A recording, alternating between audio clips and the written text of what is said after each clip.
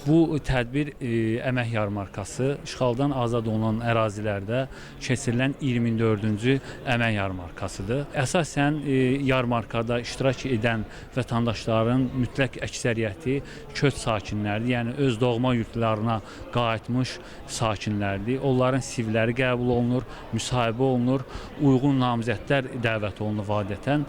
O uyğun namizədlərdən də işə qəbul olunması nəzərdə tutulur. Hal-hazırdakı yarmarkada müxtəlif istiqamətlər üzrə 67 vakansiya təqdim olunubdur. Uyğun namizədlərin göndərilməsi nəzərdə tutulmuşdur. Ağdam şəhəri üzrə qeydiyyatdayam. Yəni digər əvvəllər mühafizə hissəsində işləmişəm. Sadəcə indi öz bölgəmə şəhərə köçü olduğu üçün, yəni öz bölgəmdə, öz şəhərimdə işləmək istəyirəm. Üçün bura müraciət eləmişəm.